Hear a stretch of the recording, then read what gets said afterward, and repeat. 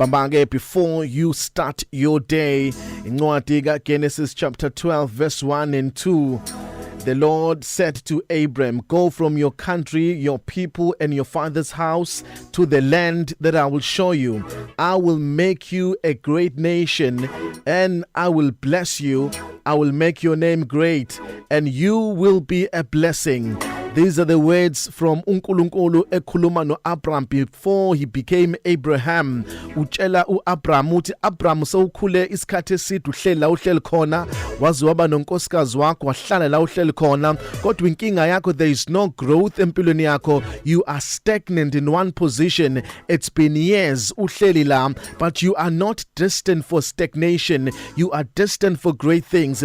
Ulokhu khula uhleli la, awunabantwana uhleli la, ninonkosikazi wakho nihleli la, ayikho into entsha, ayikho into exciting ngawe, uyiposition A1 for so many years. Into kumele yenze, kumele kube khona into oyenzayo empilweni yakho ukuze kube khona ushintsho empilweni yakho. Usethi uNkulunkulu, live where you are. Phuma la ohleli khona bese uya ezweni mina uNkulunkulu engizokukhombisa lona. Suka la ukhona, ngoba la ukhona kunezinto ezikumenyanisayo, kunezinto ezicinanisayo, kunezinto ezibamba ukukhula kwakho, kunezinto ezibambe ukuthi ube nempumelelo yakho. Ukushadile kodwa unabo abantwana, it's time to move. Usuke la uye endaweni engizokuyisa kuyona. Phuma la okhona. Lithi iBhayibheli uAbraham walalela uNkulunkulu, waphuma la ekhona. Uthe mayisephumile waqala unkosikazi wakhe, wathola abantwana, waqala uAbraham wabusiseka, kwabonakala imfuyo yakhe ikhula ngamandla, kwabonakala nezinto zakhe zikhula ngamandla ngoba usephumile, kwaze kwafika la khona ezenikeza nabanye imfuyo naye ngoba isiningi kakhulu. Kuthiwa wayesehlulwe ngisho nokuyibala ukuthi ingaki imfuyo kanayo, engakwazi nokuyibala ukuthi zingaki izinto anazo ngoba uNkulunkulu wayesembusisile. Wayengagcinanga ngokumbusisa kodwa waphinde wamenza isibusiso.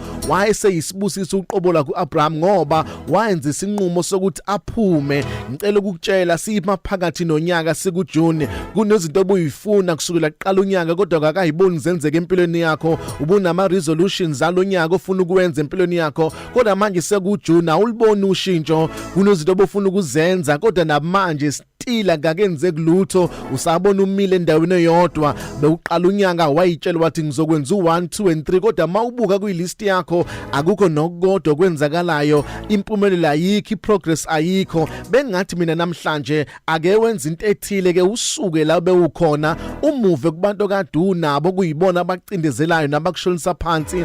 Usuke kubantu abangekho positive empilweni yakho ke kuyihlukanise nabo, uphume kubona, ungayi-associate nabantu abanezinto ezinegative njalo. Uphume kubantu abacabanga la kuphela kodwa uyihlanganise nabantu abathile abaya endaweni engcono. Lithi iBhayibheli, the moment ephuma uAbraham waqala kwenzeka izinto empilweni yakhe. Ngiyacela nawe ukuthi ke uphume ezintweni ezithile, khona ezinye izinto engakunikeza impumelelo, engakunikeza iprogress kodwa ezikwenza ukuthi ucomplain njalo, ungaboni ushintsho empilweni yakho. Phuma kulabo bantu othi mawuhlangane nabo njalo nikhuluma ngamagama abantu, othi mawuhlangane nabo ninawo ama-ideas okuya phambili kodwa njalo nikhuluma ngokuthi usibani bani nizomcindezela kanjani. Phuma kulabo bantu, uqala uyihlanganise nabantu abafuna impumelelo. Mawusahlala nabantu abanjalo impilo yakho izoba sendaweni eyodwa. Ake usuke uye kwezinye indawo. Lithi iBhayibheli mayisesukile uAbraham waqala kwaba noshintsho empilweni yakhe, waqala kwenzeka izinto. Kunomusa omkhulu uNkulunkulu okunikeza wona mawudecide ukushiya izinto ezithile. Kwesinye isikhathi akumnandi ukushiya izinto ezithile nabantu abathile kodwa ama results akhona amnandi. uNkulunkulu ukunikeza umuso okwazi ukusurvive nokuqhubeka nohambo. Kunabantu abangathandaza kumele ubashiye, kunabantu abangayithandi indaba yokuyenkonzweni kumele ubashiye, kunabantu emsebenzini obaziyo ukuthi bakufake inkingeni njalo. Phuma kulabo bantu uye la uNkulunkulu afuna ukukuyisa khona.